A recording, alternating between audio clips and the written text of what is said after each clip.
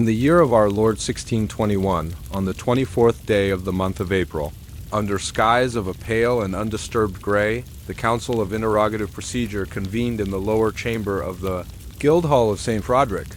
The air in that chamber was neither warm nor cold, and it was noted by the attending scribe, Master Johann Meissner, son of a cooper, that the faint scent of oiled wood mingled with that of parchment glue. The candles upon the central table were trimmed to a uniform height, save for the third from the left, which leaned faintly in its holder, the wick having burned irregularly. This fact, though minor, was entered into the day's minutes, as no detail of the council's work was considered too small for official record. The meeting was called to order by the presiding chair, Alderman Wilbrand Capel, whose robes of office showed a recent mending at the left cuff, stitched in a thread not quite matching the original hue. He cleared his throat thrice, the second clearing being more forceful than the first, and bade the members present themselves in the order prescribed by the regulation of 1604, amended in 1613 to account for the addition of the office of Junior Sub-Inspector of Cordage Integrity. Present were Alderman Wilbrand Capel, Chair Councillor Matthias von Brunig, Master of Implements Councillor Petrus Lang, Keeper of Chains Councillor Hugo Wicks, Senior Clerk of Witness Procurement, Councillor Jeremias Holtz, Junior Sub-Inspector of Cordage Integrity Mistress Clara von Rott, appointed Citizen Observer Henricus Klein. Public Notary and Candle Measurer absent was Councillor Bartholomjus Drexler, Keeper of the Lubrication Ledger, on account of a sore foot caused, as reported in his written excuse, by an uncooperative cobblestone. The absence was accepted without objection, though Councillor Lang remarked that cobblestones, when properly maintained, should not pose undue hazard, and this remark was entered into the record at his insistence. The first matter of the day concerned the standardization of the hemp ropes used in the suspension of accused persons under the method commonly known as strappado. Councillor Holtz presented a sample rope measured precisely at 9 millimeters in diameter, twisted from 3 strands of locally grown hemp. The rope was passed around the table for inspection, with each councillor permitted to handle it for no more than the span of 5 heartbeats, as per the handling regulation of 1598. Mistress von Rott observed that the rope's texture was agreeably rough without being abrasive, a comment to which no objection was made, though Councillor Brunig questioned whether agreeably was an appropriate descriptor for a judicial instrument. This matter was tabled for future semantic discussion. The chair then produced the previous meeting's minutes, wherein it had been resolved that all wooden frames used in the stretching of limbs, namely, the rack must be constructed of oak seasoned for no fewer than 12 years to avoid undue warping under strain. Councillor Lang inquired whether 12 years was an optimal figure, citing the opinion of Master Carpenter Dieter Bloom that 11.5 years seasoning would yield equivalent durability. The council agreed to solicit a formal written statement from Master Bloom to be read aloud at the next meeting, and to further commission the opinion of at least 2 additional carpenters to avoid the appearance of undue reliance on a single craftsman's word. Next was the matter of witness attendance. Councillor Wheats reminded the assembly that, under current statutes, no interrogation involving mechanical restraint may proceed without the presence of 3 citizens of sound mind and unblemished repute, one of whom must be able to sign their name. In the event that such persons cannot be found, substitution by a tethered chicken remains permissible, though the species and age of the chicken had not been standardized. Councillor Holtz proposed that only hens over 6 months of age be considered suitable to avoid the unpredictability of younger birds. This proposal was met with general nods but no immediate vote, as Councillor von Brunig insisted that a proper survey of local poultry conditions be undertaken before legislating. The hour being halfway to noon, the chair noted that the candles had burned to within 2 finger widths of their holders, and it was resolved to recess for the trimming and replacement of wicks. The scribe, Master Meissner, was instructed to record that during this intermission, Councillor Lang's chair was observed to creak faintly when shifted, and that this sound, though minor, should be investigated by the keeper of furniture before the next meeting. Thus concluded the first hour of proceedings, in which no interrogation was conducted, No rope tested beyond the brief handling and no regulation altered, yet all present agreed that progress, though measured in increments as small as the width of a hemp fiber, had been made. The council reconvened precisely 23 minutes after the recess was called, as determined by the regulated sandglass stationed upon the central table. The sandglass had been turned at the moment the chair announced the break, and its flow of grains was observed by the notary Henricus Klein for the duration, lest any unapproved adjustment be made. Upon reassembly, the members resumed their places in the exact seating arrangement, recorded in the seating diagram of 1612, amended in 1617 to accommodate the addition of Mistress von Roth's observer's stool. The first matter post-recess was the continued discussion of rope standardization, suspended in Part 1 pending clarification of the hemp source. Councilor Jeremias Holtz, as Junior Sub-Inspector of Cordage Integrity, produced a folded parchment bearing the seal of the Hemp Merchants Guild of Altenbroek. The document attested that the sample rope under review had been crafted from hemp cultivated along the western banks of the Glattwasser River, the soil there being of notable firmness and moderate mineral content. Councilor Matthias von Brunig inquired whether hemp grown on the eastern bank might differ in tensile reliability due to the subtle variance in soil salinity during the spring floods. Mistress von Roth remarked that such difference, if it existed, might be imperceptible to the eye yet significant over the course of prolonged suspension. The chair therefore proposed that a sample from the eastern bank be procured for comparison at the next session. Councillor Lang suggested that both samples be tested under controlled weight strain for a period of no fewer than 6 hours, with strain increments recorded at the half-hour mark. The council voted unanimously in favor, save for Councillor Holtz, who abstained on the grounds that extended strain tests would exceed the normal duty cycle of judicial procedure and risk premature rope fatigue before its official use. His abstention was noted without censure. The discussion then turned to the matter of candle measurement. Notary Klein produced his measuring rod, a simple, unvarnished strip of wood marked in thumb-width increments, and demonstrated the correct method for determining candle height without bending one's head excessively toward the flame, as such bending could produce errors of perspective. Councillor Weitz inquired whether the rod's increments had been checked against the official municipal thumb-width standard maintained in the clerk's office. Klein assured the council that it had on the 15th day of March of the present year, though Councillor Brunig requested that this verification be repeated at the start of each month to ensure consistency.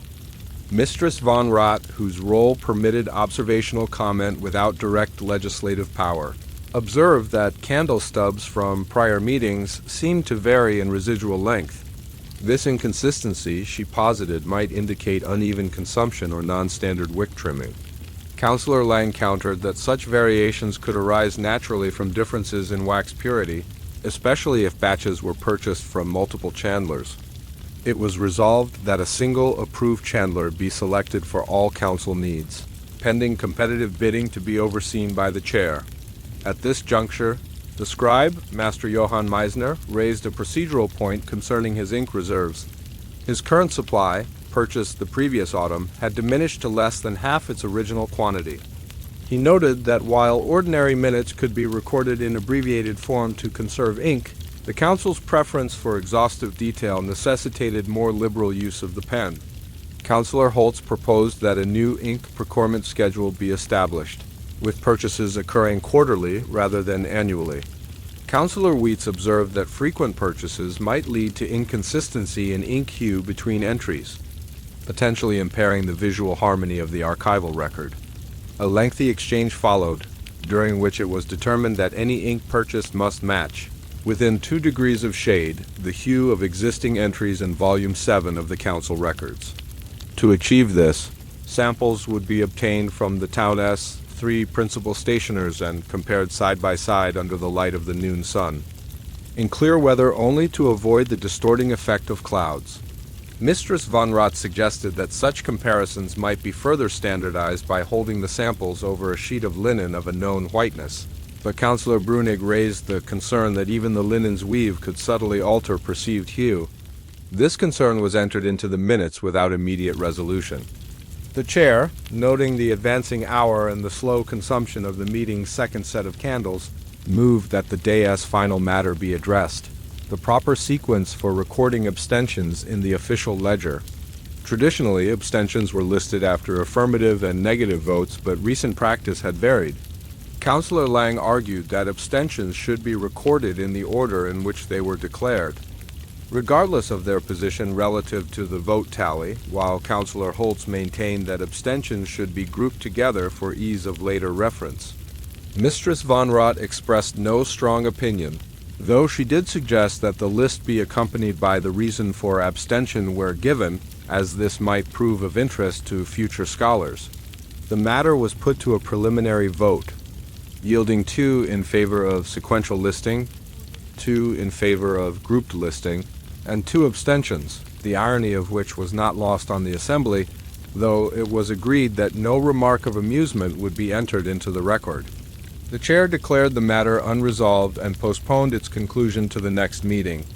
The sandglass having run its course, the chair pronounced the session adjourned until the following Thursday, weather permitting, at which time the hemp rope from the eastern bank of the Glattwasser River would be presented, and the question of candle stub uniformity revisited.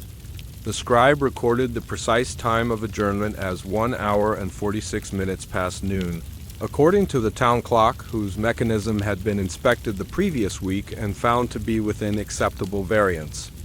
Thus ended the second part of the council's work in the year of our Lord 1621, notable chiefly for its thorough deliberation on matters of rope, candle, and ink, none of which, in themselves, were applied to any accused person that day. The morning of the next Thursday dawned with a pale, milky sun, obscured at intervals by thin clouds that moved so slowly the eye could scarcely detect their progress. At the appointed hour of the meeting, 1/2 hour past the tolling of the 9th bell, the members of the Council of Interrogative Procedure assembled in the Guildhall-S lower chamber. As per the seating diagram established in the amended regulation of 1612, each councillor took their appointed seat without deviation. Mistress Von Rott's observer's stool, having been dusted that morning by the keeper of furniture, was found to wobble slightly on its rear left leg. This was noted for inspection at a later date. The chair, Alderman Wilbrand Capel, opened the proceedings by noting the absence of Councillor Bartholomew Drexler, keeper of the lubrication ledger. A sealed note was presented to the chair, in which Councillor Drexler explained that he was unable to attend due to an unforeseen delay in the delivery of personal hosiery. The council took this explanation under advisement, with Councillor Lang remarking that hosiery procurement, when properly planned, ought not interfere with official duties. This remark was entered into the minutes, along with the note that Councillor Drexler's absence was the second in as many meetings. The first order of business concerned the long-debated question of timber selection for stretching frames, the racks upon which, in lawful interrogations, accused persons might be extended for purposes of eliciting truthful responses. Councillor Matthias von Brunig, Master of Implements, opened with a summary of the established preference for oak, citing its strength, durability, and relative resistance to warping under strain. He further referenced the decision of the Council in 1607, wherein oak was declared the most fitting and dignified wood for such solemn instruments. However, Councillor Holtz, Junior Sub-Inspector of Cordage Integrity, presented a written statement from Master Joiner Ulrich Hagen, asserting that beech, though somewhat softer than oak, possessed a more even grain and could be worked to a smoother surface, thereby reducing incidental abrasions to the skin. While the council's primary concern was not comfort, it was agreed that unnecessary abrasions could be construed by overly scrupulous magistrates as exceeding the lawful scope of procedure. Mistress Von Rott observed that beech, being lighter in hue, might also better reveal surface cracks or wear, thus allowing for more timely maintenance. Councillor Lang countered that beech was more prone to absorbing moisture, which, in the damp seasons, could swell and loosen the frame's joints. The chair, ever mindful of balance, proposed that a side-by-side trial be arranged. 2 frames, one of oak and one of beech, to be subjected to equal mechanical strain for a period of 4 weeks, after which their condition would be examined in detail. The question of procurement then arose. Councillor Wicks reminded the Assembly that the Municipal Sawyers Guild required at least 2 weeks' notice for timber orders exceeding 10 planks. Councillor Brunig suggested that the frames be constructed from timber already seasoned and stored in the Guild's yard. But Councillor Holtz warned that such stock might have been exposed to uneven sunlight, affecting the wood's internal tension. This led to a discussion of storage conditions, during which the scribe, Master Meisner, recorded with care the precise degree of consensus reached on each point. At length it was resolved that one frame be constructed of oak and one of beech, both from timber felled within the past 3 years. That said timber be seasoned under uniform shelter with no more than 1 hour of direct sunlight per day. That each frame be tested under equal and opposite strain for 4 consecutive weeks, with measurements of any distortion taken at the end of each week. That all such measurements be recorded in duplicate, one copy to remain with the council and the other to be sealed in the municipal archive. Following this resolution, the chair turned to the matter of the rope samples promised in the previous meeting. Councillor Holtz presented the specimen from the eastern bank of the Glattwasser River. Upon examination, it was found to be of uniform twist, though a single hemp fiber protruded near one end. Mistress von Rott remarked that this imperfection, though slight, might cause irritation if pressed against bare skin. Councillor Brunig opined that such imperfections were inevitable in artisanal rope making, and their removal by trimming might weaken the integrity of the weave. The council agreed to retain the rope in its current condition until the scheduled strain test. The candles, observed by Notary Klein, had burned down by precisely 1/3, and the meeting was briefly paused to trim the wicks. During this pause, Councillor Lang was heard to inquire of Councillor Wicks whether the municipal clock's recent variance of 1/4 minute per day might, over time, affect the scheduling of sessions. Councillor Wicks replied that such a variance, though notable, would require a span of nearly 3 months to produce an error exceeding a single minute. This exchange, though informal, was entered into the minutes at the chair's instruction. The hour growing advanced. The chair proposed that the day's final topic be the scheduling of the poultry suitability survey, deferred from the previous session. Councillor Holtz suggested that the survey coincide with the next market day, when poultry would be most numerous. But Councillor Brunig objected that market day noise could interfere with the accurate observation of a chicken's temperament. Mistress von Rott suggested that birds be examined in the early morning before market commotion reached its peak. After a brief exchange, it was decided to appoint a subcommittee of 2 Councillor Holtz and Mistress von Rott to oversee the survey and report their findings at the next meeting. The meeting adjourned precisely at 1 hour and 32 minutes past noon. The scribe noting that the air in the chamber had grown noticeably warmer since morning, perhaps due to the combined heat of candles and persons. This too was duly entered into the official record. Thus concluded the council's 3rd recorded session of the year 1621, marked chiefly by the consideration of oak versus beech, the inspection of a rope fiber, and the scheduling of a poultry survey, all in service of the slow, deliberate machinery of lawful interrogation. On the morning appointed for the next gathering, the sky hung low with a color neither fully gray nor quite white, a tone reminiscent, as Mistress von Rott later observed, of well-watered parchment left to dry in a cool loft.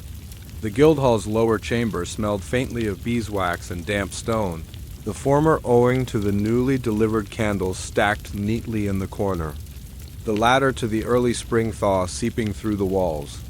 The chair, Alderman Wilbrand Capel, called the meeting to order at precisely the 4th chime after the 10th bell. This being the most recent compromise between Councillor Lang, who favored prompt commencement, and Councillor Holtz, who preferred a short allowance for late arrivals. Notary Henricus Klein confirmed that all members were present, including Councillor Bartholomgest Drexler, whose absence in the last 2 meetings had been duly recorded. Drexler offered no explanation for his reappearance beyond a vague reference to household matters now resolved, which the council accepted without comment. The first order of the day was the report from the Poultry Suitability Subcommittee. Composed of Councillor Holtz and Mistress von Rott, the pair had visited the market square early that morning. arriving before the majority of vendors had fully arranged their stalls. Observations were made of 7 hens and 2 roosters, each tethered with cordage of varying thickness. Mistress Von Rott noted that hens over 6 months of age displayed a commendable calmness under mild disturbance, whereas younger fowl tended toward skittishness and unhelpful flapping. Councillor Holtz added that roosters, while more visually impressive, were prone to unpredictable crowing, which might disrupt solemn proceedings. A discussion arose regarding the precise definition of mild disturbance in the context of poultry temperament assessment. Councillor Lang suggested that the accidental brushing of a cloak hem against the tether should constitute the limit, whereas Councillor Weitz argued that the sudden dropping of a quill onto the floor would provide a more realistic measure of the noise and movement within the council chamber. It was agreed, after some exchange, that both conditions be tested in future observations. Following this, the matter of candle wax purity was raised by Councillor Brunig, master of implements, who had received reports of uneven burning in the last delivery. Notary Klein produced 2 stub ends from previous sessions, one with a noticeably concave surface, suggesting uneven melting. Councillor Drexler speculated that a higher content of tallow, though less costly, might be responsible for the irregularity. Mistress Von Rott inquired whether this deviation in wax quality could affect the perceived passage of time within the chamber, given that council schedules were loosely tied to candle consumption. The chair found this a matter worthy of deeper investigation. It was resolved that 3 samples of wax be procured, one from each of the town as principal chandlers, and burned under identical conditions to observe their rate of consumption and steadiness of flame. The conditions of the test were to be specified with precision: a chamber free of drafts, a constant ambient temperature as measured by the municipal brass thermometer, and the candles to be of identical height at the start. The scribe was instructed to prepare a chart for recording the flame S steadiness in intervals of 1/4 hour. The final matter before the midday recess concerned the folding of official seals on parchment documents. Councillor Weitz had observed in reviewing older minutes that some seals were pressed upon folds, while others were affixed to flat, unfolded parchment. He suggested that folding prior to sealing might reduce the strain on the wax over time, thereby preventing cracks. Councillor Lang countered that folding first might obscure the text near the seal when the document was laid flat for reference. Mistress Von Rott, while acknowledging both views, proposed that the fold, if used, should be precisely 2 finger widths from the bottom edge, thereby leaving an unbroken margin for the seal while still allowing the parchment to be stored in a compact fashion. Councillor Holtz raised the point that in humid weather, folded parchment might retain a faint crease even when flattened, potentially disturbing the appearance of the record. This led to a 15-minute discussion on the relative merits of creaseless preservation versus compact storage, during which no definitive resolution was reached. The chair declared that this matter be tabled until the summer session, when ambient humidity might provide a more accurate assessment of folding effects. It was further agreed that in the interim, seals should be affixed to unfolded parchment, but with a pencil mark indicating where a fold might hypothetically occur. At precisely 1 candle's burn from the opening of the meeting, the chair called for recess. The scribe, Master Meisner, recorded that the ambient light in the chamber had shifted slightly toward the warmer tones of midday, and that a faint murmur from the market square was now audible through the shutters. These details, though peripheral, were entered into the official record in the interest of completeness. Thus concluded the 4th part of the Council S deliberations for the year 1621, notable chiefly for its careful assessment of poultry behavior, the commissioning of wax purity trials, and the temporary postponement of a decision on parchment folding technique. No accused person was summoned, no rope tested under weight, and no instrument brought to bear, yet all present agreed that the foundations of future order had been diligently laid. The day appointed for the council's 5th meeting arrived under a fine drizzle, the raindrops forming irregular patterns on the leaded glass panes of the Guildhall's lower chamber. These patterns, Mistress Von Rott later remarked, bore a resemblance to the elaborate knotwork sometimes seen on the edges of illuminated manuscripts. though none present were in a hurry to verify this resemblance in the cold, damp air outside. At the opening chime, precisely the third stroke after the ninth bell, the chair, Alderman Wilbraham Capel, declared the session begun. All members were present, including Councillor Drexler, who had brought with him a folded paper containing the first results of the candle, wax trial commissioned in Part 4. The trial, conducted over the past week in a disused storeroom of the Guildhall, had followed the agreed-upon parameters. 3 candles, each from a different chandler, placed equidistant from one another in a chamber free of drafts, lit at the same hour and trimmed to identical initial heights. The brass thermometer indicated a constant ambient temperature of 16 degrees by the municipal scale, and the wicks were measured to within a grain's breadth. The results, as read aloud by Councillor Drexler, were as follows. Chandler Walther's candle burned evenly, with a steady flame and negligible guttering, consuming a total of 1 1/4 thumb widths over 4 hours. Chandler Kruger's candle produced a slight flicker at irregular intervals, possibly due to minute air currents, and consumed 1 1/3 thumb widths in the same period. Chandler Hockman's candle burned with a faint but perceptible lean toward one side, leaving a concave top. Consumed 1 1/5 thumb widths. Mistress von Rott remarked that the slight concavity of Hockman's candle might cause a small but cumulative deviation in time measurement if used in official proceedings. Councillor Holtz suggested that such candles might still be acceptable if rotated periodically during use. Councillor Brunig, however, observed that rotation could only be justified if it were documented in the minutes at the exact time it occurred, thereby increasing the scribe's workload. After deliberation, it was resolved that Walther's candles be used exclusively for the next 3 meetings, after which a review would determine whether their superiority held under continued observation. The next matter concerned the proper height of the crank handle on the stretching frame. Councillor Brunig introduced the topic by noting that crank handles affixed at too great a height required the operator to exert force above shoulder level, which might lead to uneven application of strain. Conversely, handles set too low risked awkward bending, potentially causing premature fatigue. Councillor Lang recalled that the regulation of 1609 specified the handle should be placed at the height of a man's midriff, but no standard unit for midriff measurement had ever been adopted. Councillor Weitz proposed that the midriff be taken as the midpoint between the base of the sternum and the upper edge of the hip bone, averaged across 3 able-bodied men of differing stature. Mistress von Rott suggested including 1 able-bodied woman in the measurement sample for broader applicability, but Councillor Holtz cautioned that deviations from historical precedent might invite scrutiny from higher authorities. After prolonged discussion, it was agreed that the sample group would consist of 3 men, their measurements averaged, and the resulting figure to be rounded to the nearest half-finger width.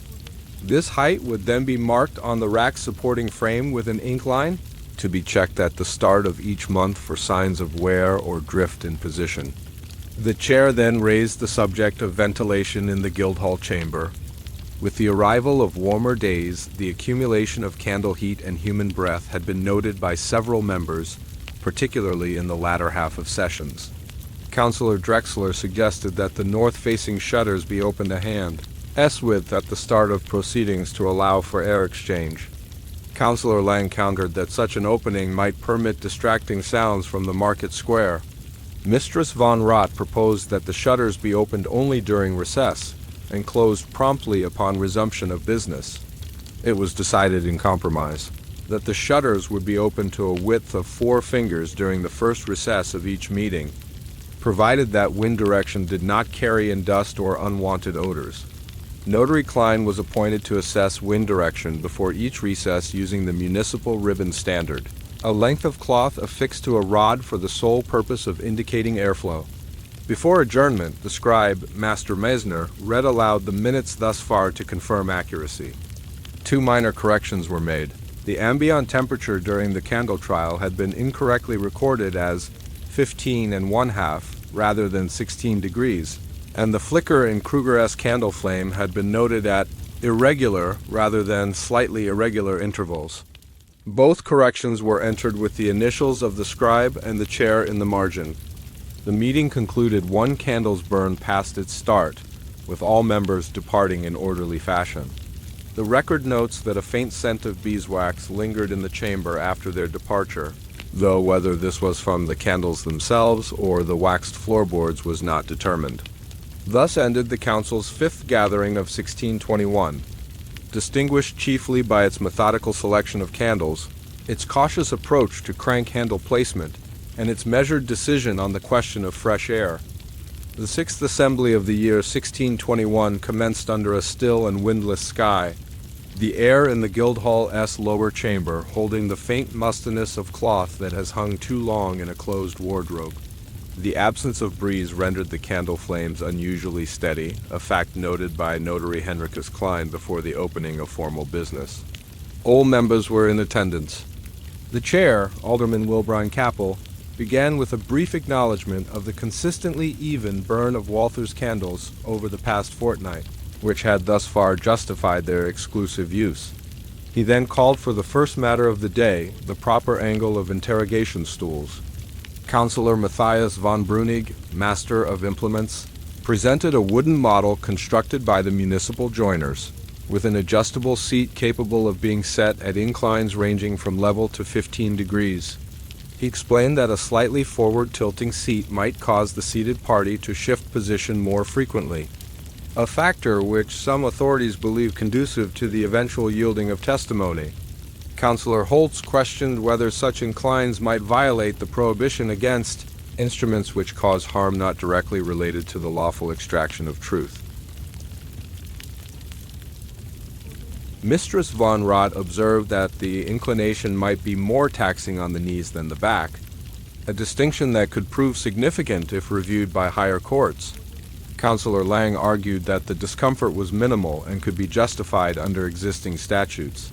The scribe, Master Meisner, was instructed to record the debate in full, including Councillor Lang's illustrative demonstration of shifting posture upon the stool. After a measured discussion, it was resolved that stools would be set at a forward incline of no more than 6 degrees, measured with the municipal plumb line standard, and that the adjustment mechanism be inspected quarterly to ensure stability. The second order of business concerned the storage conditions for hemp rope. Councillor Holtz, as Junior Sub-Inspector of Cordage Integrity, reported that the Eastern Bank rope, stored in the Guildhall's upper loft, had shown a slight stiffening of fibers after a fortnight. This, he suggested, might be due to low ambient humidity. Councillor Drexler inquired whether moisture could be reintroduced by placing shallow basins of water nearby, but Councillor Brunig cautioned that excessive dampness might encourage mold growth. Mistress von Rott proposed that the loft S shutters be opened briefly each morning to allow in fresh air, provided that conditions were dry. Councillor Lang noted that this would require someone to climb the loft stairs daily, a task that might need to be assigned formally.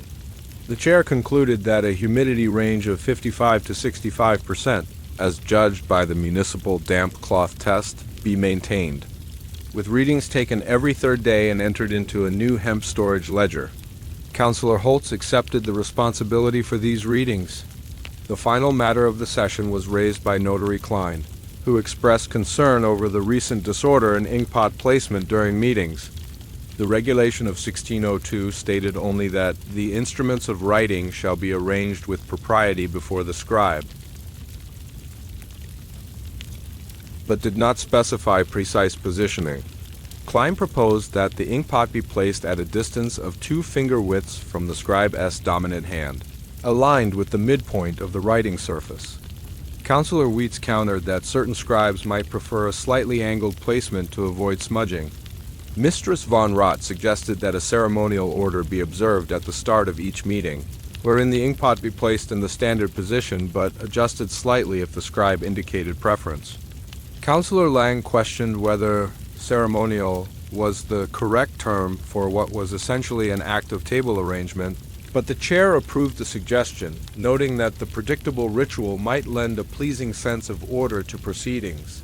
Before adjournment, the minutes of the prior session were read aloud, with only a minor correction. The ribbon used to test wind direction had been incorrectly recorded as silk, when in fact it was of fine linen. This correction was initialed in the margin by both the chair and the scribe. The meeting concluded 1 hour and 19 minutes past its opening, with the record noting that the candle flames remained steady throughout, and that the sound of a passing cart was heard faintly during the final 5 minutes. Thus ended the council's 6th gathering of 1621, marked by the adoption of a 6-degree stool incline, the establishment of a hemp humidity range, and the formalization, in modest measure, of inkpot placement. The 7th session of the council in the year 1621 began under an overcast sky, with a steady but unremarkable drizzle pattering on the roof of the Guildhall. Within the lower chamber, the air was cool enough that some members kept their cloaks loosely about their shoulders. The smell of beeswax from Walther's candles hung faintly in the space, mingling with the dampness of stone. All members were present.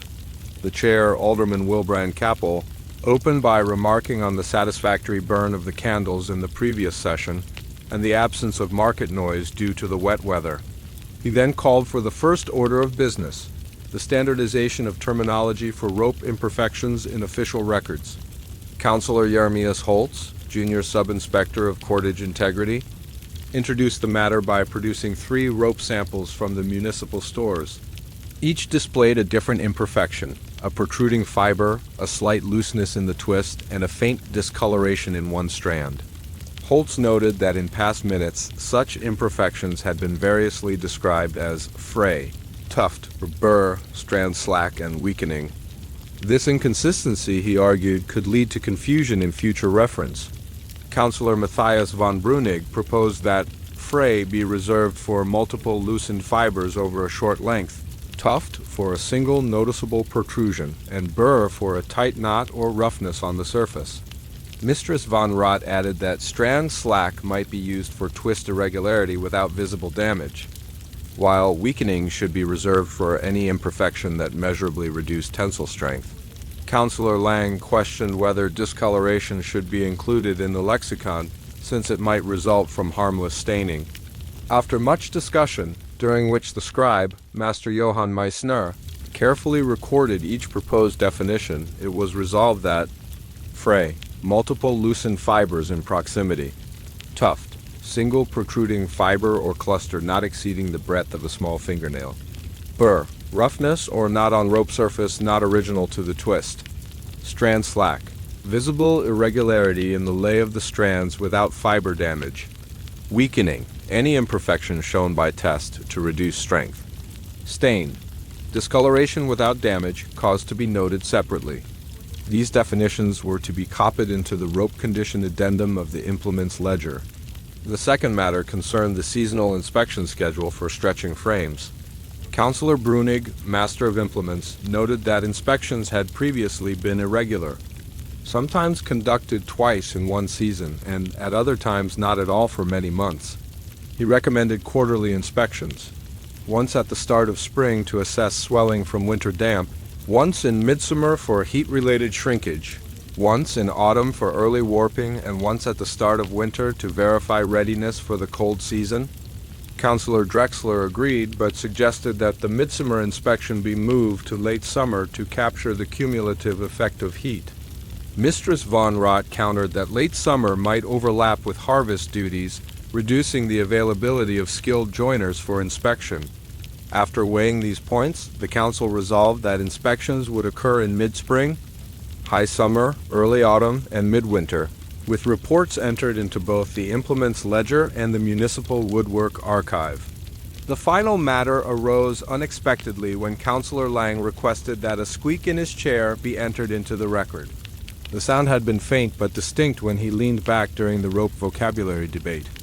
Councillor Holtz suggested that such minor noises need not be recorded unless they disrupted proceedings, but Lang maintained that accurate documentation of the meeting's physical environment was part of its historical duty. The scribe noted the squeak as occurring midway between the 9th and 10th statements of the rope discussion, with no recorded effect on number concentration. It was agreed that the keeper of furniture be informed and that the chair in question be examined before the next session. Before adjournment, the minutes of the previous meeting were read aloud. A correction was made to the recorded humidity range for hemp storage. which had been incorrectly entered as 55 to 60 rather than 55 to 65%. The error was corrected in both the official volume and the duplicate kept in the archive, each with the correction date appended. The session ended precisely 1 candle's burn and 8 minutes after opening. The sound of rain against the shutters was recorded as steady and without variation throughout the proceedings. Thus concluded the 7th meeting of the Council in 1621, distinguished chiefly by the codification of rope imperfection terms, the adoption of a seasonal frame inspection schedule, and the official recording of a single, polite chair squeak. The 8th meeting of the year 1621 began under skies of uniform pale gray, with a light but persistent mist in the air that left a faint dampness on the cloaks of those entering the Guildhall. The lower chamber was warmer than expected for the season, a result of an early morning fire in the small hearth at the room's eastern wall. The scent of the fire's beechwood fuel still lingered faintly, mingling with the odor of beeswax from the Walther's candles. All members were present. The chair, Alderman Wilbrand Capel, declared the meeting open at precisely the 2nd chime following the 9th bell, as measured by the municipal clock. The first matter on the agenda was the proper form of address for citizen witnesses during lawful interrogations. Councillor Hugo Weitz, Senior Clerk of Witness Procurement, began by noting that, in the records of prior decades, witnesses had been addressed variously as goodman, goodwife, neighbor, or simply by name. He expressed concern that such inconsistency might reflect poorly upon the dignity of the proceedings. Councillor Matthias von Brunig proposed that all male witnesses be addressed as Goodman, followed by their family name, and all female witnesses as Goodwife in like manner. Mistress Clara von Rott observed that in certain households of standing, such as those of guildmasters, master or mistress might be more appropriate to avoid inadvertent slight. Councillor Jeremias Holtz countered that the use of master for a witness might imply undue authority, whereas the council's intention was to observe and question without hierarchy implied. Councillor Lang suggested a compromise, that witnesses be addressed simply as citizen, followed by their name, regardless of gender or status. After extended discussion, during which the scribe recorded several historical examples cited by the members, the council resolved to adopt citizen as the universal form with the allowance that, upon specific request, an alternative honorific could be used and entered into the minutes. The second matter concerned the grain direction of parchment used for official records.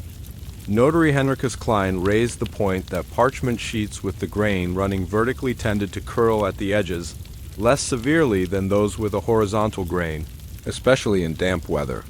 Councillor Drexler remarked that, while such curling was minor, it could interfere with the application of seals if the parchment edge lifted from the table.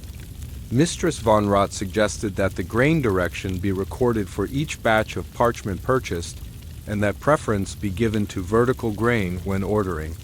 Councillor Holtz argued that parchment makers often cut sheets without regard to grain direction, making selective purchasing impractical. This prompted Councillor Weitz to propose that the Council request that future parchment orders include a written statement of grain orientation from the supplier. After deliberation, it was resolved that grain direction should be recorded whenever identifiable, and that correspondence be sent to the 3 principal parchment suppliers inquiring as to the feasibility of ordering in preferred orientation. The final matter of the day arose during a lull between topics, when Councillor Lang inquired about the disposition of chamber floor sweepings. He noted that in recent weeks, small accumulations of dust and straw had been observed in the corners, particularly near the east wall. Councillor Brunig suggested that sweepings be collected and weighed before disposal to track the degree of dust accumulation over time and identify possible sources. Mistress von Rott questioned whether weighing sweepings would serve any purpose beyond curiosity. But Councillor Drexler pointed out that, if unusual quantities of hemp fiber were found in the sweepings, this might indicate premature rope wear in storage. Councillor Holtz supported the idea and proposed that sweepings be examined for such material at least once per month. The chair ruled that the keeper of furniture should henceforth sweep the chamber weekly, collecting sweepings into a cloth sack, and that the scribe should note the weight and any identifiable contents in the records. The sack itself was to be replaced quarterly to avoid contamination between months. Before adjournment, the minutes of the previous meeting were read aloud. No corrections were required, though Councillor Lang asked that the phrasing "chair squeak" be retained exactly as recorded, without alteration to "creak," as he felt the original term conveyed the sound more accurately. The session ended precisely 1 candle's burn and 6 minutes after opening, with the observation that the mist outside had thickened slightly, and that the sound of church bells from the far quarter was faintly audible at intervals. Thus concluded the 8th meeting of the Council in 1621, distinguished by its decision to standardize the form of address for witnesses, its tentative inquiry into parchment grain direction, and its curious adoption of a system for the examination of chamber sweepings. The 9th meeting of the Council in the year 1621 opened under skies of pale yellow-gray, the sort of color that seems to belong neither to morning nor to afternoon. A chill wind rattled the shutters of the Guildhall's lower chamber, prompting the chair, Alderman Wilbrand Capel, to permit the fire in the east wall hearth to be lit before the business commenced. The faint scent of singed kindling mingled with the beeswax aroma of the Walther's candles, which burned steadily despite the occasional draught. All members were in attendance. The first matter of the day concerned the proper interval for oiling the hinges of the stretching frame. Councillor Matthias von Brunig, Master of Implements, reported that the current practice, oiling as needed, had led to irregular maintenance. In some cases, hinges had been left unoiled for more than a season, producing an audible squeak upon turning.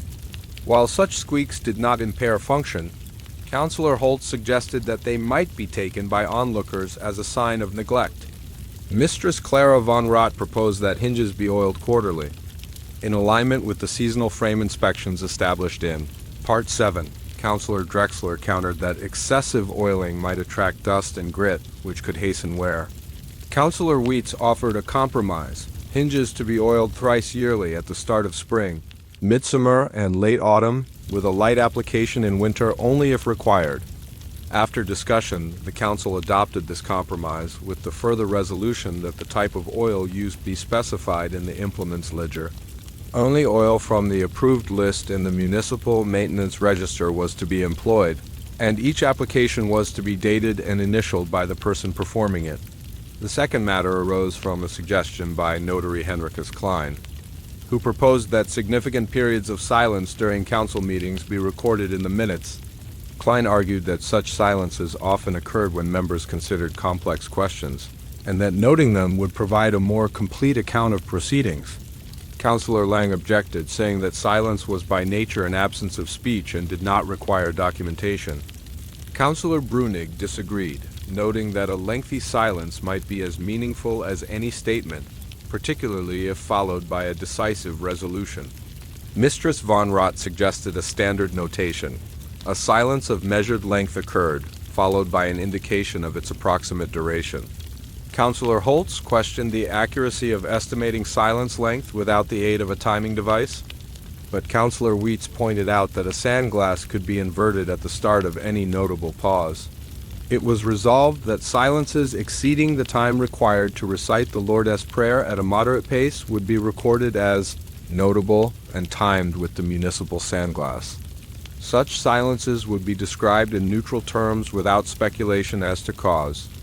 The final topic was the standardization of color descriptions for hemp rope. Councillor Holtz produced 3 samples, one of a pale straw color, one of a light gray-brown, and one slightly greenish in hue.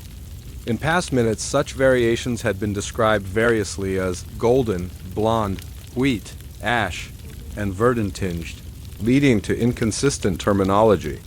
Councillor Brunig proposed a 3-tier scale: pale straw for the lightest ropes, weathered flax for the gray-brown, and riverbank green for the greenish. Mistress von Rott suggested that these be abbreviated to PS, WF, and RG in ledger entries for concision.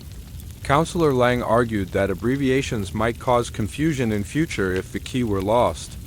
The chair determined that the full terms should always be written in the first instance of a record, with the abbreviations permitted thereafter in the same entry. The definitions would be copied into the rope condition addendum alongside the imperfection terms agreed upon in Part 7 before adjournment. The minutes of the previous meeting were read aloud.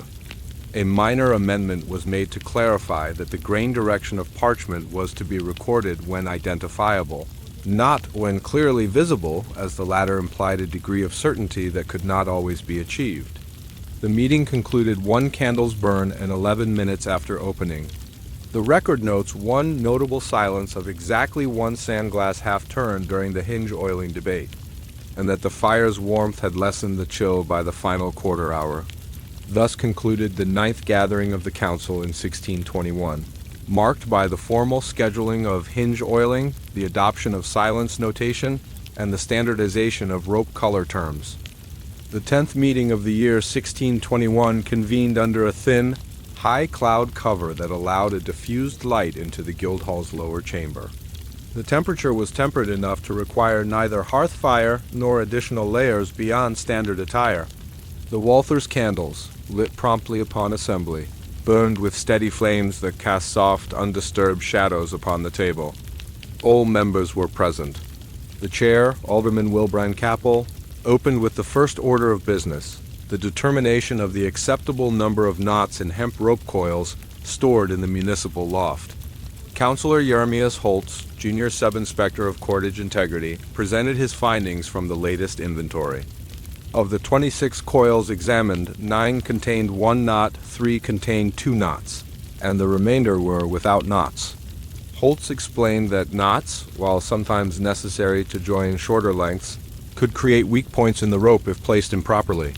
Councillor Matthias von Brunig recommended that no coil intended for official use contain more than 1 knot, and that such a knot be placed at least 1 hand's breadth from either end. Mistress Clara von Rott questioned whether an exception should be made for temporary binding ropes, which might require more than 1 knot in the course of routine adjustment. Councillor Lang agreed that temporary use ropes might be exempt, but insisted that their status be clearly marked in the implement's ledger. After extended discussion, it was resolved. Coils for official use shall contain no more than 1 knot. The knot shall be located no closer than 1 hand's breadth from either end. Temporary use coils may contain more than 1 knot, provided they are clearly labeled as temporary in both physical tag and ledger entry. The second matter concerned the maximum width of the bevel along the edge of the council table. Councillor Drexler, keeper of the lubrication ledger, noted that the bevel appeared slightly wider at one section of the table's southern edge, possibly due to overzealous sanding during the last refinishing.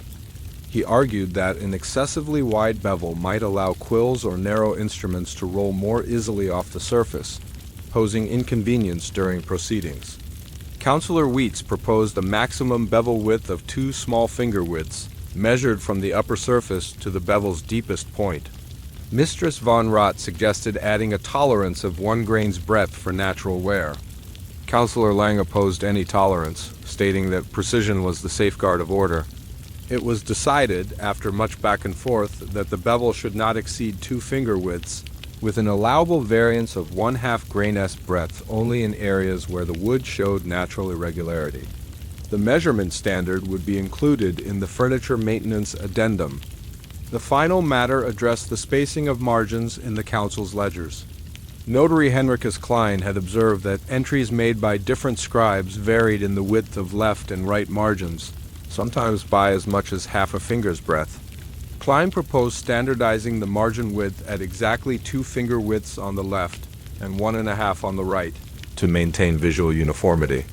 Councillor Brunig asked whether the same spacing should apply to both main volumes and their duplicates, noting that duplicate ledgers often had narrower bindings. Mistress von Rott suggested a proportional approach, maintaining the same ratio of left to right margin regardless of absolute width. Councillor Holtz preferred a fixed measurement for ease of rulemaking. The council resolved that the official margin width shall be 2 finger widths left, 1½ right, with proportional adjustment permitted only when the physical dimensions of the ledger make exact measurement impractical. In such cases, the deviation and its reason must be noted in the opening entry of the volume. Before adjournment, the minutes of the previous meeting were read aloud. Two clarifications were made. The riverbank green rope color was to be noted only when the hue was evident along the majority of the rope length, and the timing of notable silences would be measured with the full turn, not half turn, of the municipal sandglass. The meeting concluded 1 candle's burn and 14 minutes after commencement. The scribe noted the absence of any significant silences during the session and recorded that the chamber S light remained consistent, with no discernible change in candle flame behavior. Thus ended the 10th meeting of the council in 1621, remembered for its precise limitations on rope knots, its careful attention to bevel widths, and its formal establishment of ledger margin standards. The 11th meeting of the year 1621 convened on a morning of pale and uncertain light, the sun obscured by a thin veil of clouds that shifted almost imperceptibly across the sky. The lower chamber of the Guildhall retained a mild chill, prompting some members to rest their hands upon the polished surface of the table for warmth. The Walther's candles burned with their now customary steadiness, and Notary Henricus Klein remarked, before the official opening, that their wicks appeared to have developed an even curl, a small sign of uniform craftsmanship. The chair, Alderman Wilbrand Capel, called the meeting to order at precisely the 3rd chime after the 9th bell. All members were present, and the first matter of business was introduced by Councillor Matthias von Brunig. Master of Implements, the determination of the correct depth for the grooves in the rack S roller beams. Brunig explained that the grooves, cut to guide the ropes, varied in depth across existing apparatus, some shallow enough that the rope risked slipping free, others deep enough that friction increased strain. Councillor Jeremias Holtz, Junior Sub-Inspector of Cordage Integrity, recommended a standard depth equal to the breadth of a hemp strand plus 1 grain S breadth for ease of movement. Mistress Clara von Rott proposed an additional allowance of a hair S thickness for ropes that swelled slightly in damp weather. Councillor Lang argued against excess allowance, stating that precision should prevail over hypothetical conditions, and that damp-induced swelling could be avoided through proper storage. Councillor Drexler supported Lang's view, but suggested that any groove cut too shallow might be deepened during routine maintenance without requiring a full replacement of the beam. After measured discussion, the council resolved that grooves should be cut to the breadth of the rope plus precisely 1 grain S breadth, with no further allowance. This depth was to be measured using the municipal brass caliper, and any deviation was to be recorded in the implement's ledger.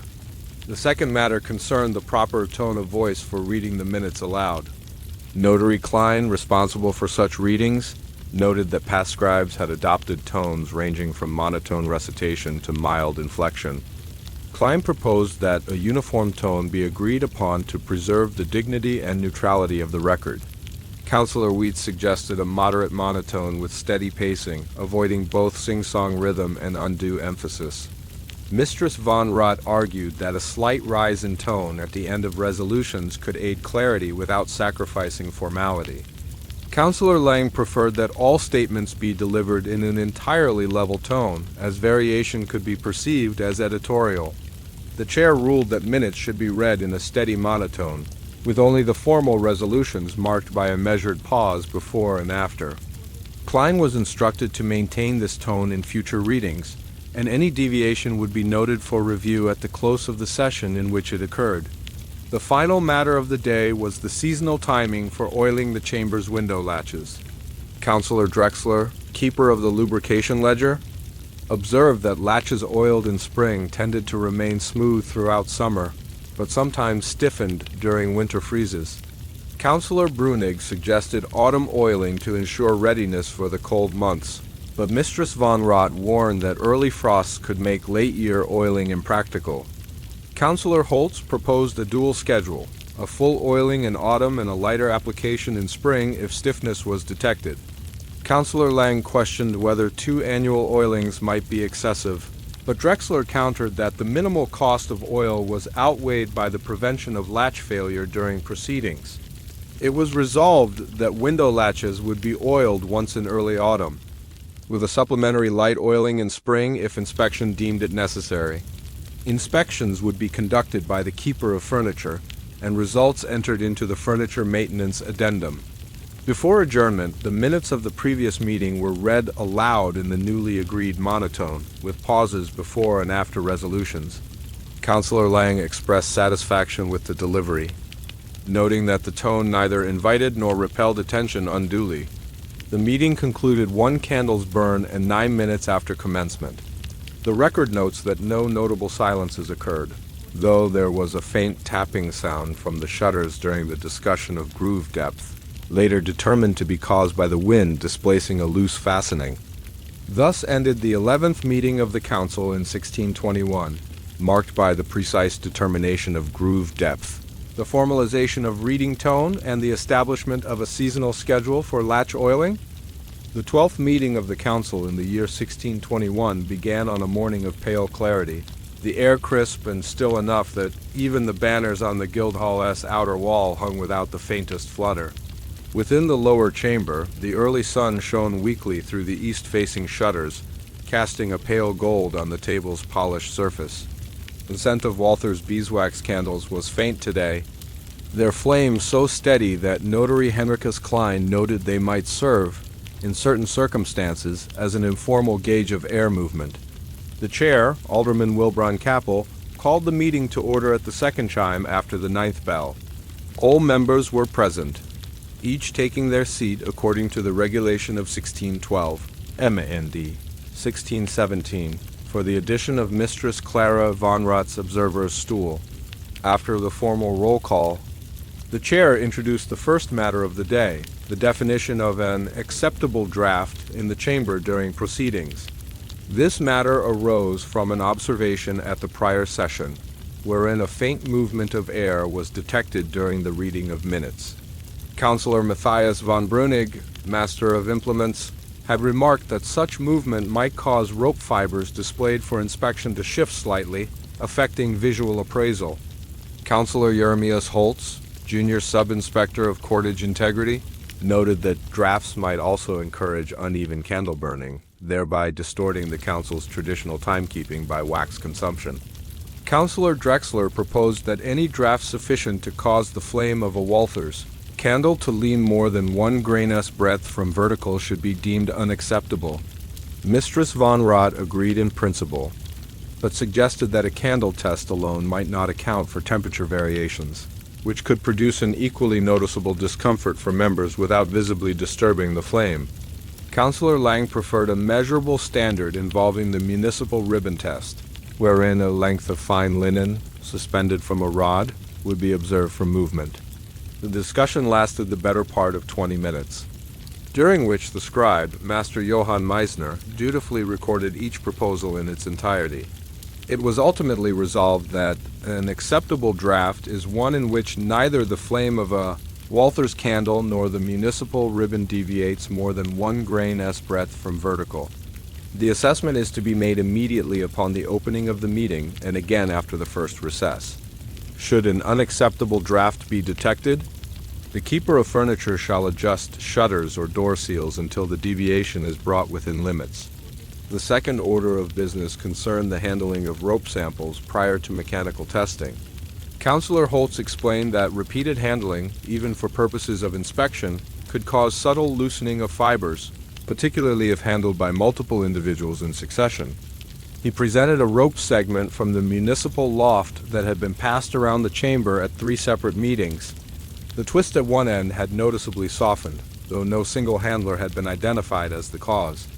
Councillor Brunig proposed limiting the number of times any one rope sample could be handled before testing to 3, with each handling logged in the rope condition addendum.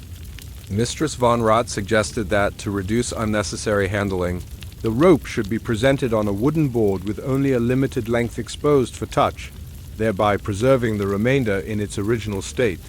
Councillor Wheats supported this, but recommended that even the exposed section be rotated periodically so as not to overburden a single portion of the fibers. Councillor Lang opposed what he termed overcomplication, arguing that careful handling should suffice without numerical limitation. Holtz countered that, without a set limit, caution would vary among members. After prolonged debate, the Council resolved, rope samples shall be handled no more than 3 times before mechanical testing. Each handling shall be entered into the rope condition addendum with date, handler, and reason for handling. Samples intended for tactile inspection shall, when possible, be mounted to a presentation board to limit wear. The final matter concerned the maximum width of quill points used for recording in the official ledgers. Notary Klein explained that overly broad quill points produce thick lines, which sometimes caused letters to touch or blur, reducing legibility. Narrow quill points, while producing finer script, tended to wear down quickly, requiring more frequent trimming. Counselor Brunig suggested a standard maximum width of 1.5 grains, measured at the tip when freshly trimmed. Mistress von Rott proposed that the measurement be taken at the widest part of the line produced, rather than the tip, to account for differences in writing pressure. Counselor Drexler expressed concern that such measurement might require repeated test strokes, thereby wasting ink. Counselor Holtz argued for an even narrower limit of 1 grain's width, citing the improved neatness of fine script. Counselor Lang disagreed, stating that excessively fine points slowed writing, which could prolong sessions. Wheats recommended a compromise, a range from 1 to 1.5 grains, allowing individual scribes some preference while keeping the script within acceptable uniformity. The chair put the matter to a vote. The compromise range passed, with only Counselor Holtz voting against, noting for the record that future generations may curse our imprecision. It was further resolved that the width of each quill point be checked at the start of the meeting by drawing a test line on a designated sheet kept for that purpose, and that this sheet be stored with the session's minutes for archival reference. Before adjournment, the minutes of the previous meeting were read aloud in the agreed monotone, with pauses before and after resolutions. The reading prompted no corrections, though Mistress von Rott inquired whether the notation "slight tapping from shutter fastening" in Part 11 might be expanded to specify the frequency of the tapping. The chair declined, stating that the original record was sufficient for its purpose. The meeting concluded precisely 1 candle's burn and 12 minutes after its opening. The record notes that no unacceptable draft was detected at the start or during recess, that rope samples were not handled at this meeting, and that all quill points used were within the newly agreed range. Thus ended the 12th meeting of the Council in 1621, remembered for its meticulous definition of chamber drafts, its protective rules for rope sample handling, and its cautious compromise on the matter of quill width, all of which, while seemingly minor, were deemed essential to the maintenance of orderly and dignified proceedings. The 13th meeting of the Council in the year 1621 commenced beneath a sky, so evenly overcast that it appeared neither threatening nor promising rain, but merely fixed in a dull, unbroken gray. The air in the Guildhall's lower chamber was still, with a slight lingering coolness from the previous night, which caused the polished oak of the table to feel faintly chilled under the fingertips. The Walther's candles, lit as the members took their seats, burned with the same steadiness they had displayed for months, though Mistress Clara von Rott remarked that the leftmost flame leaned ever so slightly toward the center, perhaps suggesting a minute imbalance in air movement. The chair, Alderman Wilbron Capel, opened proceedings precisely at the second chime following the 9th bell, as confirmed by both the municipal clock and the personal sandglass of Councillor Matthias von Brunig, Master of Implements. With all members present, the chair announced the first matter for deliberation, the official positioning of the hourglass during sessions. This topic had been brought forward by Notary Henricus Klein, who noted that the hourglass, used for timing recesses and certain procedural pauses, had no fixed place on the table. At some meetings it was placed before the chair, at others before the scribe, and occasionally midway between. Klein expressed concern that such variation could result in differing perceptions of the flow of time, particularly when the sand's progress was not equally visible to all. Councillor Brunig proposed that the hourglass be placed at the precise midpoint along the Table S central axis, its long sides parallel with the table's edge to permit equal visibility. Councillor Jeremias Holtz, Junior Sub-Inspector of Cordage Integrity, supported this but added that a small mark should be engraved on the table to ensure perfect alignment at each session. Mistress von Rott objected to engraving the table's surface, suggesting instead a discrete inlay of lighter wood to mark the position, thus preserving the table's appearance while achieving the same end. Councillor Lang opposed permanent markings of any kind, arguing for the dignity of a movable wooden stand, which could be set in the correct place at the start of each meeting and removed at its conclusion. Councillor Wicks suggested that the stand might incorporate a narrow lip to prevent accidental shifting during debate. After an extended discussion, during which the scribe recorded the precise dimensions proposed for both inlay and stand, the council resolved, the hourglass shall be placed at the midpoint along the table's central axis, a line parallel to the table's edge. A wooden stand shall be commissioned, with a lip to prevent movement, and its base marked subtly to indicate correct orientation. The stand shall be stored in the implements cabinet when not in use, and its condition inspected at the start of each quarter. The second matter of the day concerned the lawful limit of stool leg creakiness. This arose from a remark at the previous session. When Councillor Drexler had shifted on his stool and produced a sound notable enough for Councillor Lang to raise an eyebrow. While the noise had not disrupted proceedings, the question was posed as to whether there should be a formal standard. Councillor Brunig suggested that any sound exceeding the loudness of a softly spoken HM at 1 paces distance might be deemed unacceptable. Mistress von Rott countered that loudness was subjective, and proposed instead that the test be whether the sound could be clearly heard by all members at the table. Councillor Holtz suggested a mechanical test, wherein the stool would be placed in the center of the chamber and rocked by the keeper of furniture, with any creak audible from the farthest point of the table requiring corrective attention. Councillor Lang voiced the opinion that such a test, while thorough, risked over-regulation, as furniture naturally aged and some degree of sound was unavoidable. Drexler supported Lang's caution, but acknowledged the usefulness of a threshold to prevent excessive distraction. The council resolved any stool producing a sound clearly audible to all members at the table during ordinary proceedings shall be deemed in need of maintenance. The keeper of furniture shall conduct a creak test twice annually, in spring and autumn, with results entered in the furniture maintenance addendum. Repairs shall be made within a fortnight of any stool failing the test. The final matter addressed the angle of the shadow cast by the rack during display or inspection. Councillor Holtz explained that, in certain demonstrations for magistrates or visiting officials, the rack was brought into the chamber for review. In such cases, shadows sometimes fell across key structural features, making it difficult to show the grooves, cranks, and bindings clearly.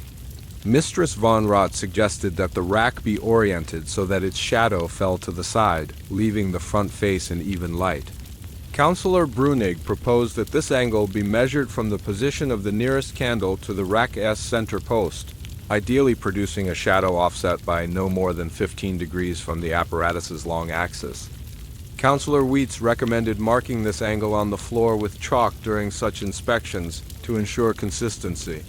Councillor Lang questioned whether sunlight, when present, should be used instead of candles. Holtz responded that while sunlight was stronger, it was also variable and subject to weather. Candlelight provided a controllable source. Drexler suggested that a preferred candle placement be noted in the implement's leisure, with alternative arrangements documented if sunlight was employed. The council resolved, the rack shall be positioned so that its shadow falls at an angle no greater than 15 degrees from the apparatus' long axis during inspection. Candle placement for such orientation shall be recorded in the implement's ledger, along with any deviations. In cases where sunlight is used, the time of day and weather conditions shall also be recorded for reference. Before adjournment, the minutes of the previous meeting were read aloud in the agreed monotone. One minor correction was made. The quill point width range was recorded as 1 to 1.5 grains, but had been verbally agreed as no less than 1. No more than 1.5. The amended wording was inserted, initialed by both chair and scribe. The meeting concluded 1 candle's burn and 16 minutes after its commencement. The record notes that no unacceptable drafts were detected. The stool creak tests were deferred to the next seasonal inspection, and the hourglass stand commission was assigned to Master Joiner Ulrich Hagen to be completed before the next quarter's opening session. Thus ended the 13th meeting of the council in 1621, distinguished by its firm fixing of the hourglass's place, its measured acceptance of stool creak limits, and its precise determination of the rack's shadow angle, all matters seemingly small, yet vital in the slow architecture of order. The 14th meeting of the council in the year 1621 convened on a morning neither particularly warm nor cold, but of such a dull uniformity that it seemed designed for administrative deliberation. The air in the Guildhall S lower chamber held a faint smell of drying rushes from the recently replaced floor covering, mingling mildly with the steady sweetness of Walther's beeswax candles. The chair, Alderman Wilbrand Capel, called the assembly to order at precisely the third chime following the 9th bell. All members were present. Before beginning the agenda proper, the chair briefly noted that Master Joiner Ulrich Hagen had delivered the commissioned hourglass stand resolved in Part 13. The stand, made of walnut with a shallow lip and marked base, was in position at the precise midpoint of the table. Its placement was quietly admired for a moment before the meeting proceeded to its first matter, the standard temperature for stored parchment.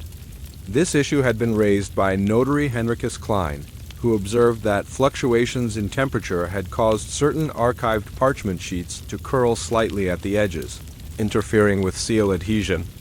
Klein cited the Municipal Archive's informal practice of keeping their parchment in rooms of comfortable warmth, but noted the absence of any quantified standard. Councillor Matthias von Brunig proposed that parchment storage rooms be kept at a constant 16 degrees on the municipal brass thermometer scale, a temperature he believed optimal for preventing both brittleness and excessive limpness. Mistress Clara von Rott suggested a range rather than a fixed number, proposing 15 to 17 degrees to account for natural seasonal shifts. Councillor Jeremias Holtz argued for 14 degrees, citing a master parchmenter's advice that cooler storage prolong longevity. The discussion turned to the matter of measurement accuracy, with Councillor Drexler pointing out that the municipal thermometers differed slightly between instruments. Councillor Lang suggested that one standard parchment thermometer be designated, to which all others would be compared quarterly. After considerable deliberation, the council resolved, parchment storage rooms shall be maintained between 15 and 17 degrees municipal measure. One standard parchment thermometer shall be selected and stored in the implements cabinet when not in use for calibration. Temperature readings shall be recorded weekly in the archive conditions ledger. The second matter addressed the permitted number of syllables in witness oaths. This arose from Councillor Weitz's observation that certain oaths, while legally valid, were so lengthy that witnesses occasionally stumbled over their recitation, leading to awkward pauses. Weitz proposed that oaths be limited to no more than 30 syllables, which he considered sufficient for solemnity without overburdening the speaker. Councillor Brunig supported the proposal, but suggested that exceptions be allowed for cases requiring additional specificity, such as naming multiple authorities. Mistress von Rott questioned whether syllable counting might prove impractical in the heat of proceedings, and proposed that a list of pre-approved oaths be prepared, all within the syllable limit. Councillor Holtz voiced a rare note of humor, remarking that reducing syllables might result in oaths so brief they scarcely bind the conscience. Councillor Lang, unmoved, argued that clarity and brevity were virtues in such declarations. It was resolved that standard witness oaths shall contain no more than 30 syllables. A list of approved oaths shall be prepared by the senior clerk of witness procurement to be reviewed annually. Any oath exceeding the limit shall require prior approval by the chair, with the reason recorded in the minutes. The final matter concerned the spacing of the rack-S supporting pegs, the vertical posts upon which the apparatus rested when not in use. Councillor Brunig reported that irregular spacing among existing racks had caused uneven distribution of weight, leading in one case to a slight bowing of the main beam over time. He recommended that pegs be spaced exactly 3 handspans apart, measured from center to center with the distance verified at installation. Mistress von Rott suggested that a fractional allowance of a quarter finger width be permitted to accommodate natural variation in wood. Councillor Holtz objected, warning that allowances had a way of becoming excuses for imprecision. Councillor Lang proposed that the peg spacing be not only measured, but also marked on the floor beneath the rack's usual resting place, ensuring that replacement pegs could be aligned precisely if the originals were removed. Drexler added that such markings should be refreshed annually to account for floor wear. The Council resolved, supporting pegs shall be placed exactly 3 handspans apart, center to center, with no allowance for variation. The position of each peg shall be marked on the floor beneath the rack's resting place. These markings shall be repainted annually under the supervision of the keeper of furniture. Before closing, the minutes of the previous meeting were read aloud in the agreed monotone. A single clarification was made. In Part 13, the rack's shadow angle resolution was to apply to all official demonstrations, not solely those conducted for visiting magistrates. This amendment was initialed by both chair and scribe. The meeting concluded 1 candle's burn and 13 minutes after its opening. The record notes that the air in the chamber was still. The temperature at the start of proceedings measured exactly 15.5 degrees by the municipal brass thermometer, and that the newly delivered hourglass stand remained in perfect alignment throughout the session. Thus ended the 14th meeting of the Council in 1621, notable for its establishment of parchment storage temperatures, its concise reform of witness oaths, and its precise ruling on the spacing of the rack's supporting pegs, each a small but vital thread in the careful fabric of orderly governance. The 15th meeting of the year 1621 convened beneath a sky of high, thin cloud, through which the sun appeared as a pale disk, offering light without warmth. The Guildhall's lower chamber retained a mild chill, prompting the chair, Alderman Wilbrand Capel, to allow the hearth to be lit with a modest fire of alderwood. The faint aroma of its smoke mingled with the steady sweetness of the Walther's candles, whose flames swayed ever so slightly in response to the subtle convection currents above the hearth. The chair called the assembly to order at the 3rd chime following the 9th bell. All members were present, seated in the prescribed order according to the amended regulation of 1612. The first matter, introduced by Notary Henricus Klein, was the determination of the official length of pauses between the reading of a resolution and the vote upon it.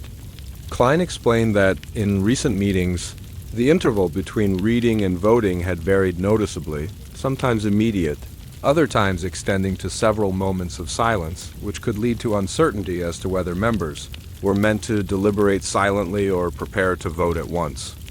Councillor Matthias von Brunig proposed a fixed interval of 10 heartbeats, counted by the chair before calling for the vote. Mistress Clara von Rott expressed concern that heartbeats varied between individuals, suggesting instead the use of the municipal sandglass, timed for a brief but uniform interval. Councillor Jeremias Holtz countered that setting the sandglass for such short durations was impractical, and that a count of seconds allowed by the chair might be preferable. Councillor Lang observed that an audible count might influence the pace of decision-making, lending undue urgency, while silent counting risked inconsistency. Drexler suggested that the chair simply raise a hand for the duration of the pause, lowering it as the signal to proceed. After considerable discussion, the Council resolved, a uniform pause of exactly 8 heartbeats shall be observed between the reading of a resolution and the call for the vote. The chair shall count the beats silently, raising one hand for the duration and lowering it as the signal to proceed. Any deviation from the pause length, whether intentional or accidental, shall be noted in the minutes. The second matter, brought forward by Councillor Drexler, concerned the order in which replacement candles should be placed upon the table during a meeting. Drexler reported that at the last session, when a candle was replaced midway through, the new candle was placed at the far right of the arrangement, whereas previous practice had seen replacements placed nearest the chair. Councillor Wheats proposed that all replacements be placed in the exact position of the removed candle to preserve the symmetry and light balance of the table. Mistress von Rott noted that if more than one candle were replaced in succession, returning each to its original position could require unnecessary rearrangement. Councillor Holtz recommended that replacement candles always be placed to the leftmost position, shifting the remaining candles to the right as needed to maintain even spacing. Councillor Lang argued for the opposite, replacing on the rightmost side, claiming this would best maintain the direction of shadows across the table. Brunig pointed out that shadow direction had not been previously considered in candle placement, and suggested that if this was to be a criterion, it should be formally measured. It was resolved that replacement candles shall be placed in the original position of the removed candle wherever practical. If multiple candles are replaced at once, they shall be arranged evenly from the center outward to maintain symmetry. Any notable change in shadow direction caused by replacements shall be recorded for reference. The final matter concerned the measurement of hemp dust accumulation in the chamber, a topic linked to the sweepings inspection system introduced in Part 8. Councillor Holtz presented a cloth pouch containing the sweepings from the previous month, which included a fine layer of hemp dust along with straw fragments and general debris. Holtz suggested that the hemp dust be measured to track rope wear over time, but opinions differed on the best method. Councillor Brunig recommended weighing the dust on the municipal balance scale, noting that weight provided a direct numerical measure. Mistress von Rott argued that volume might be more practical, as hemp dust tended to clump under varying humidity, affecting its apparent weight. Councillor Lang suggested that both measurements be taken, volume to the nearest spoonful, weight to the nearest grain, with results recorded side by side. Drexler questioned whether such dual measurement might overburden the keeper of furniture, who was already responsible for sweeping and sack replacement. Wheats proposed assigning the task to the scribe instead, but Meisner objected that ink work and dust measurement were incompatible duties within the same day. The council resolved, hemp dust shall be measured by weight to the nearest grain, using the municipal balance scale. A secondary volume estimate shall be made only when unusual discrepancies are suspected between weight and observed quantity. All results shall be entered into the rope condition addendum with date, source location, and remarks on possible causes. Before adjournment, the minutes of the previous meeting were read aloud in the approved monotone. A single correction was made. The parchment storage temperature range agreed in Part 14 had been inaccurately noted as 15 to 16 degrees, instead of 15 to 17 degrees. The error was amended and initialed by both the chair and the scribe. The meeting concluded 1 candle's burn and 15 minutes after opening. The record notes that the pause interval between readings and votes was observed precisely for all resolutions at this session, that no candle replacements were required, and that the hemp dust presented by Councillor Holtz had a faint scent of oil, possibly from rope previously treated for preservation. Thus ended the 15th meeting of the Council in 1621, remembered for its formal pause interval, its orderly candle replacement rule, and its decision to weigh, rather than measure, the hemp dust of history. The 16th meeting of the year 1621 began under a clear and windless sky, the sun casting long, unbroken shafts of light through the east-facing shutters of the Guildhall's lower chamber. The beams fell at such an angle that they illuminated the walnut stand of the hourglass, delivered in Part 14, with a golden glow drawing brief murmurs of approval from several members as they took their seats. The Walther's candles were lit nonetheless, their flames steady in the still air, lending the table its customary warm illumination.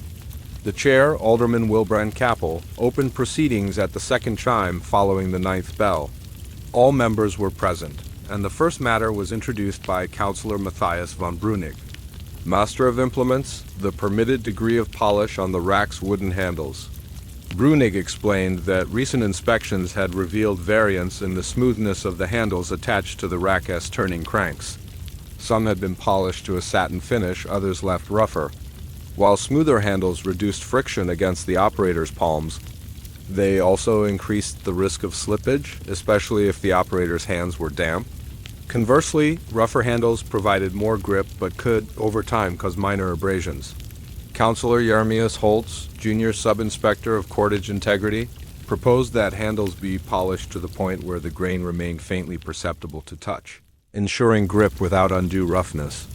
Mistress Clara von Rott suggested a quantified measure, that the handle surface should resist the slide of a small linen square when the square was placed upon it at an angle of 15 degrees. Counselor Lang doubted the practicality of such a test, suggesting instead that a visual inspection for sheen should suffice. Drexler warned that sheen was not always an indicator of slipperiness, citing his own observation of handles darkened from use but still rough in texture. Wicks proposed a dual standard visual inspection for finish and the linen square test for confirmation, to be carried out at the seasonal implements inspection. The council resolved, rack handles shall be polished, so that wood grain remains perceptible under light pressure of the fingers. The linen square test at a 15-degree angle shall be employed for confirmation during inspections. Any handle failing the test shall be lightly abraded with fine sand until it meets the standard. The second matter concerned the official order for calling roll.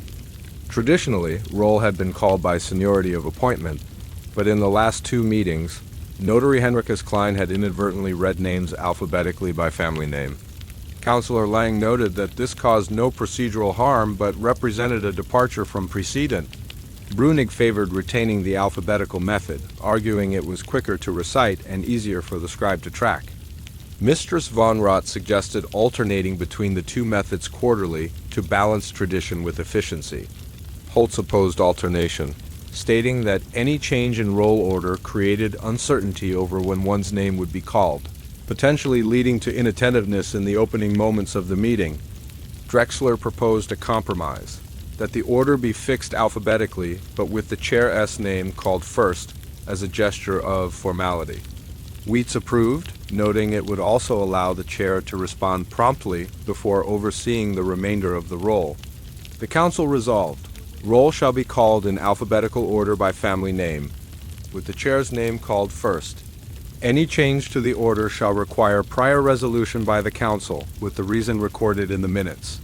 The final matter arose unexpectedly during the lighting of the candles at the start of proceedings, when the faint sound of church bells from the far quarter was audible through the shutters. Councillor Holtz asked whether such external sounds constituted a disruption that should be recorded or acted upon.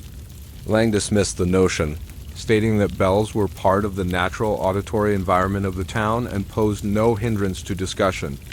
Mistress von Rott countered that certain topics requiring deep concentration, such as the reading of intricate resolutions, might suffer from audible distractions, even faint ones. Brunig suggested that a distinction be made between regular, predictable sounds like bells and irregular noises like market cries, with only the latter requiring mitigation.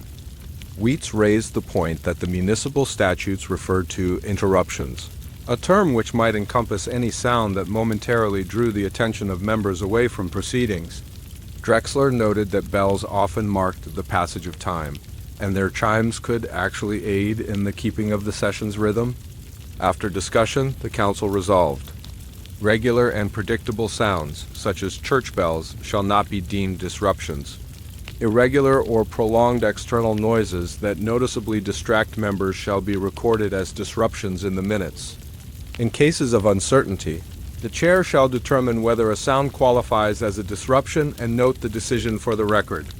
Before adjournment, the minutes of the previous meeting were read aloud in the agreed monotone. Two small corrections were made. The pause length in Part 15 was clarified as 8 heartbeats of the chair, and the hemp dust's faint scent of oil was amended to faint scent, possibly of rope oil. Both amendments were initialed by chair and scribe. The meeting concluded 1 candle's burn and 16 minutes after opening.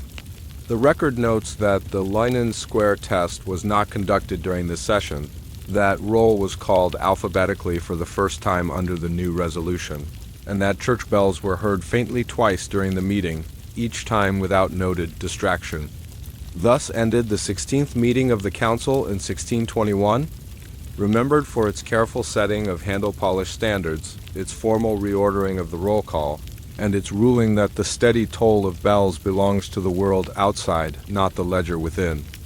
The 17th meeting of the council in the year 1621 began under a sky that was mottled with low, slow-moving clouds alternating between muted sunlight and a soft dimness that caused the Walther's candles to seem alternately bright and subdued. The Guildhall's lower chamber was neither cold nor warm, though a faint draught from the southern wall masonry gap was detected, and noted by Notary Henricus Klein prior to the opening of business.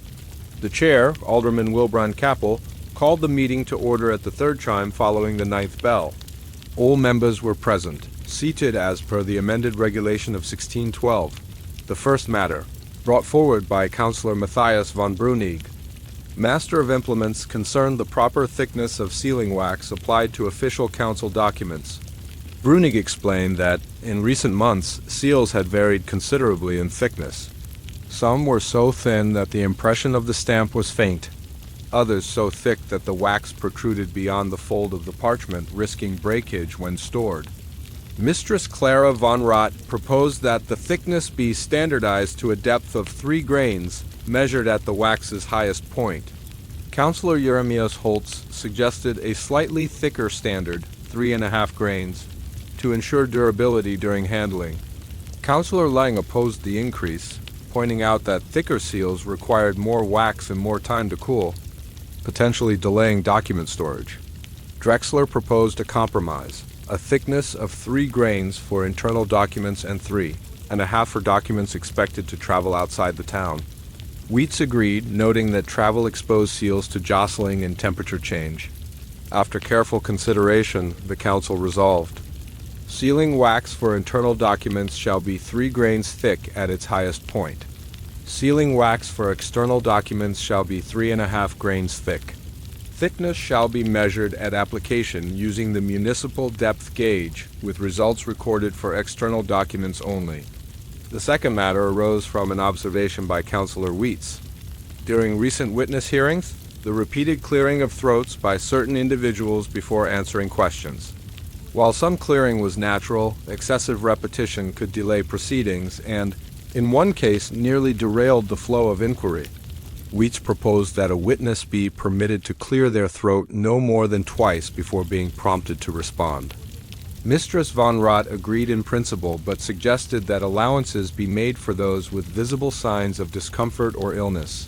Holtz recommended that the allowance be set at 3, reasoning that a second clearing might be reflexive after the first.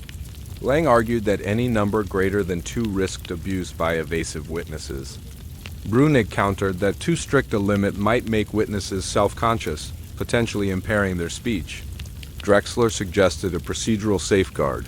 If a witness reached the limit, the chair could grant 1 additional clearing upon cause shown, with the reason noted in the record. It was resolved: a witness may clear their throat no more than twice before being prompted to answer. The chair may grant 1 additional clearing upon visible cause, to be noted in the minutes. Persistent or deliberate throat clearing beyond this shall be treated as an obstruction of proceedings. The final matter concerned the precise length of recess intervals.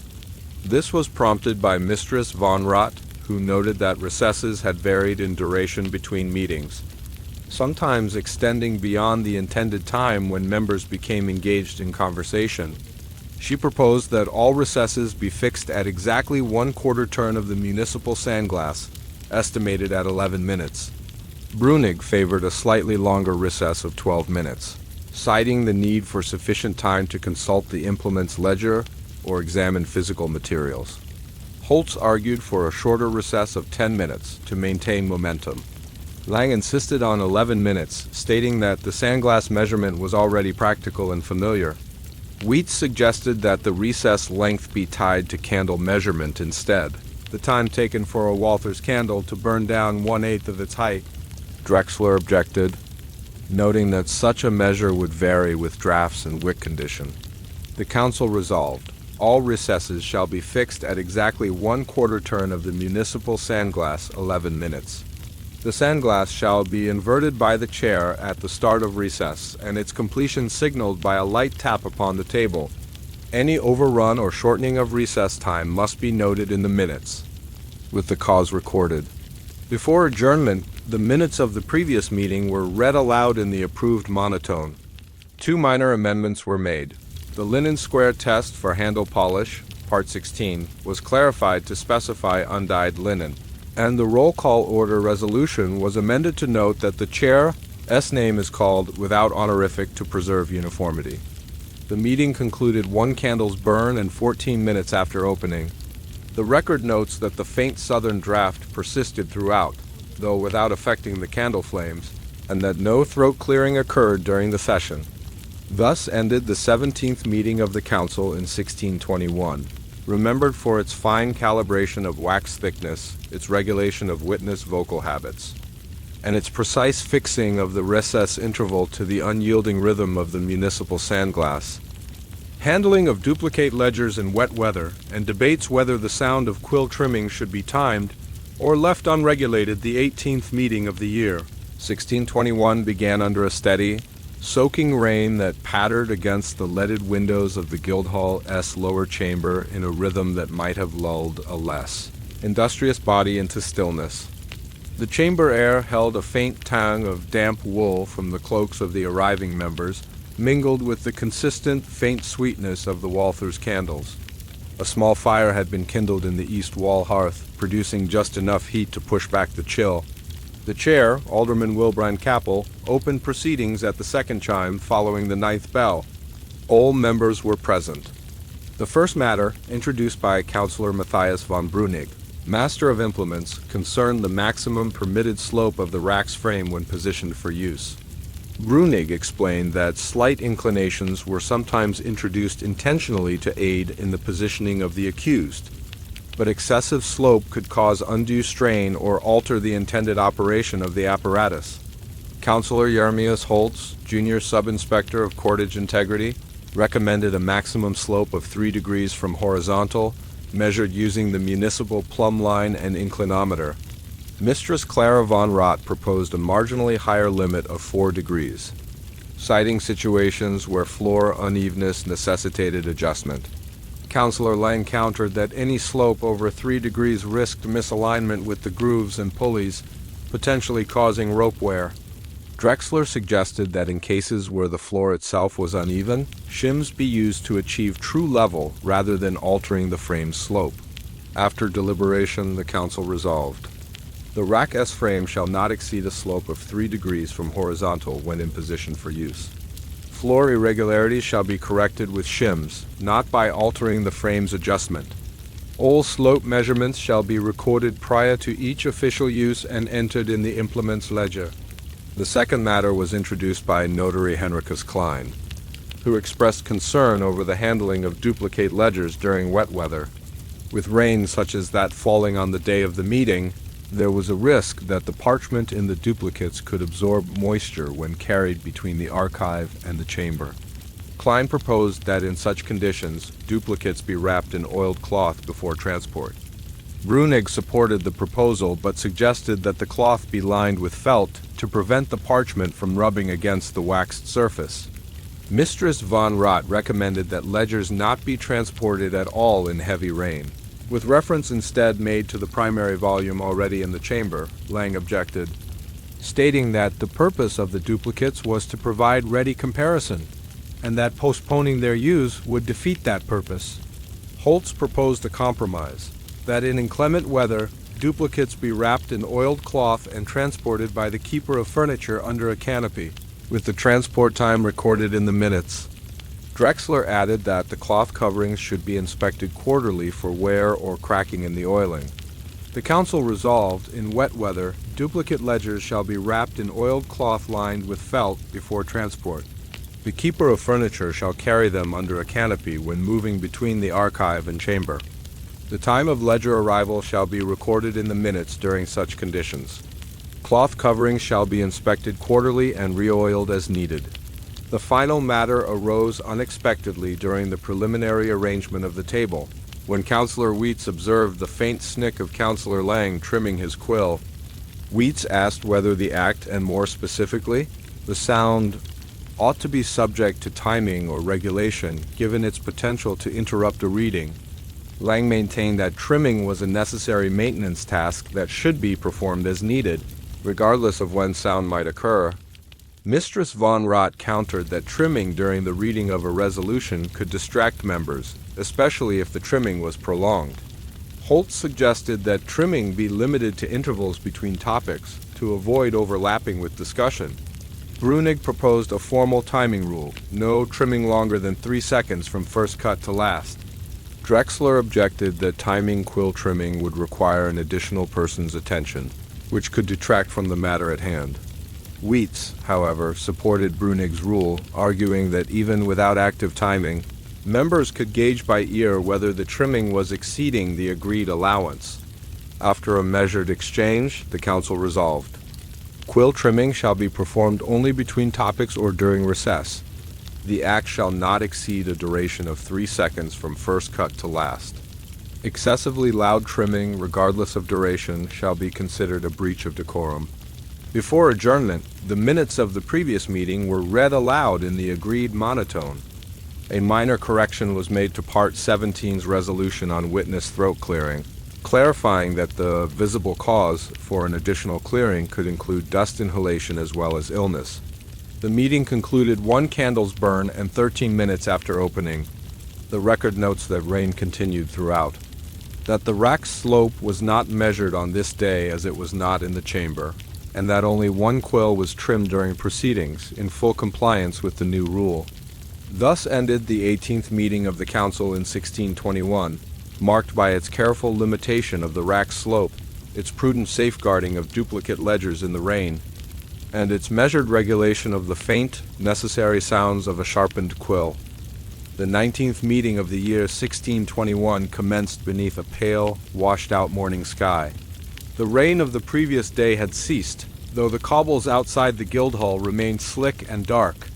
A faint smell of damp stone lingered in the lower chamber, mixing with the familiar scent of Walther's candles, which had been lit precisely as members began to take their seats. The chair, Alderman Wilbraham Capel, opened proceedings at the second chime following the 9th bell. All members were present.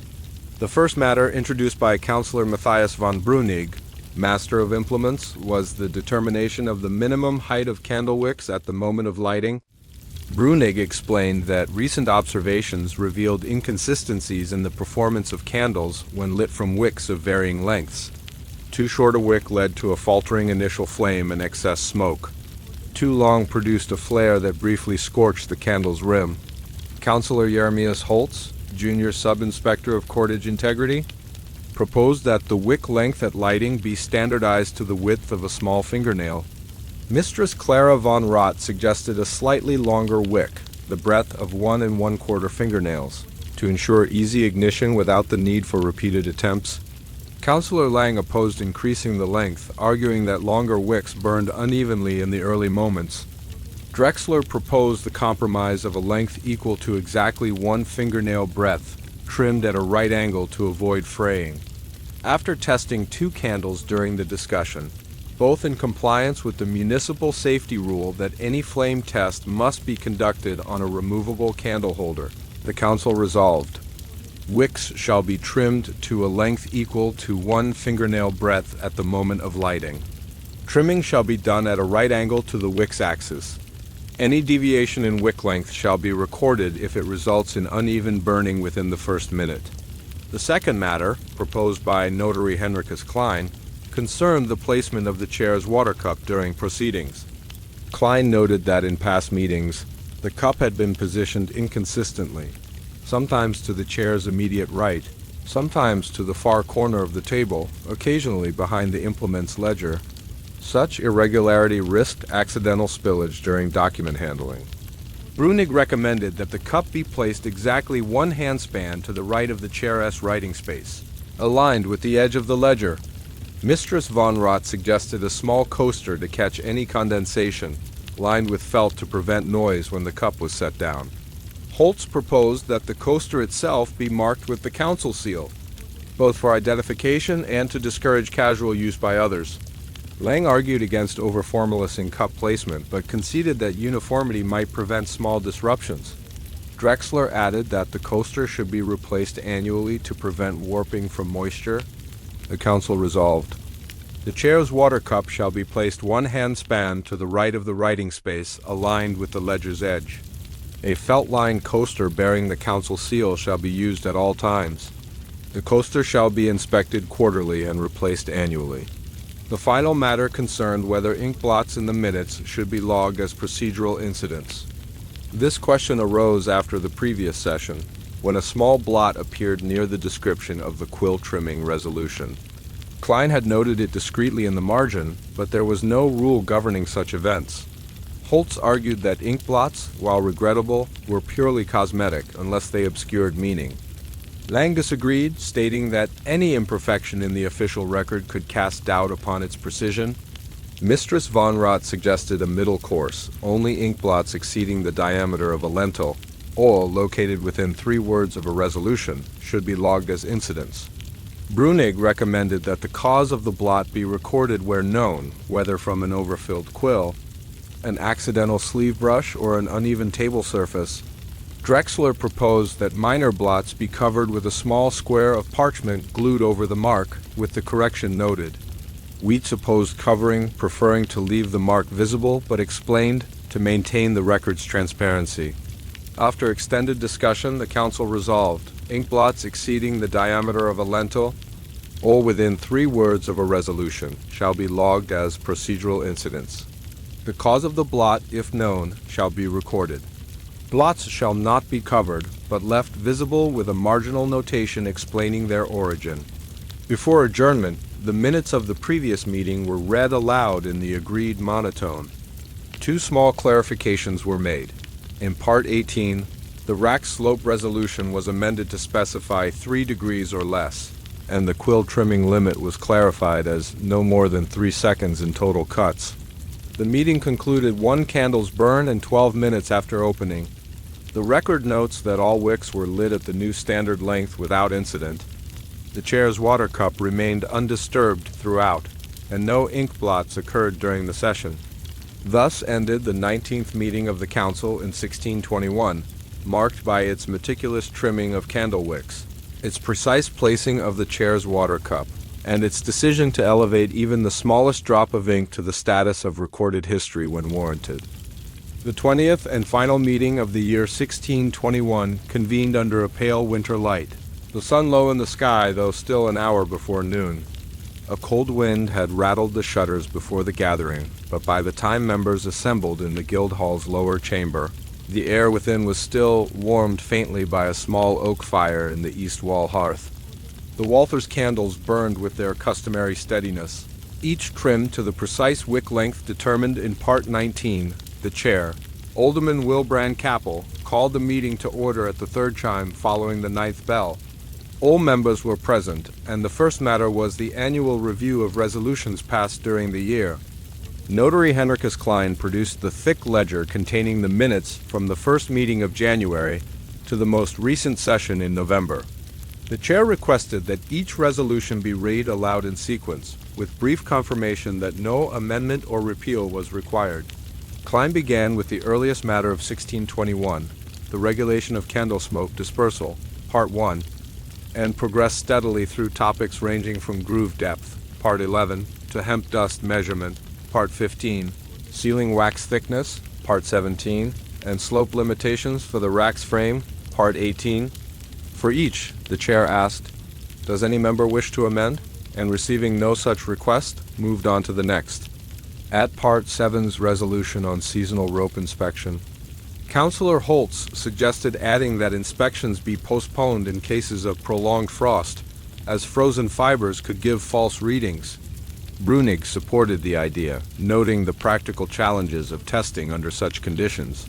The amendment was passed unanimously and entered in the ledger as an addition to the existing rule. At Part 14's parchment storage temperature standard, Mistress von Rott proposed that the thermometer be checked monthly rather than quarterly for calibration, given the subtle drift observed in recent months. Drexler opposed the increased frequency, citing the minimal variation recorded thus far, but the vote carried in favor of monthly checks. The review concluded 1 candle's burn and 6 minutes after its commencement, with only the 2 amendments noted. The second matter, introduced by Councillor Wheats, concerned the indexing of the minutes. While the ledger contained a table of contents listing the dates of meetings, there was no subject index to aid in locating specific resolutions. Wheats argued that as the body of recorded material grew, searching for past decisions without an index would consume increasing amounts of time. Holt supported the proposal but suggested that the index be limited to broad categories such as implements, candles, witness procedure, and furniture maintenance. Mistress Von Rott advocated for a more detailed index with subheadings under each category. Lang raised concern that overly fine divisions would require constant updating and that disputes over classification could arise. Brunig proposed that the initial index be compiled with only the most frequently referenced topics, with expansion permitted annually by vote. Drexler recommended assigning the task to the junior clerk of records under Klein's supervision to ensure accuracy. The council resolved, an index of the minutes shall be compiled, initially containing the most frequently referenced topics. Topics shall be grouped under broad categories agreed upon by the council. Additions or refinements to the index shall be considered annually at the final meeting of each year. The final matter concerned the setting of the date for the first meeting of 1622, traditionally. The first session occurred in the second week of January, though in recent years weather and road conditions had occasionally delayed assembly. Klein reminded the council that in 1620, the first meeting had been postponed due to deep snow, and some members had expressed a preference for a fixed date regardless of weather. Holtz proposed January 10th as a standing date, with a provision to postpone by no more than 7 days if conditions rendered travel unsafe. Lang suggested January 12th to avoid conflict with the Feast of St. Adrian, which fell on the 9th. Mistress Von Rott recommended that the date be set each year at the December meeting to allow flexibility. After brief discussion, the council resolved. The first meeting of the year shall be scheduled for January 12th. In the event of unsafe travel conditions, the meeting may be postponed by no more than 7 days, with notice delivered to all members. Before closing, the minutes of the previous meeting were read aloud in the agreed monotone. No corrections were required. The chair then offered formal thanks to all members for their diligence over the course of the year, noting with satisfaction that no recorded disruption had gone unresolved and that the implements ledger was in its most orderly state since its inception. The meeting concluded 1 candle's burn and 21 minutes after opening. The record notes that the wind picked up again during the reading of the index resolution, rattling the shutters faintly, but without causing any candle to waver. The final entry for the year in the ledger is signed by the chair and notary Klein, with the notation, "Thus concludes the business of the council for the year of our Lord 1621. Thus ended the 20th and final meeting of the council in 1621, remembered not for any single resolution, but for the quiet accumulation of details, each small, deliberate act contributing to the smooth, unremarkable, and enduring machinery of governance,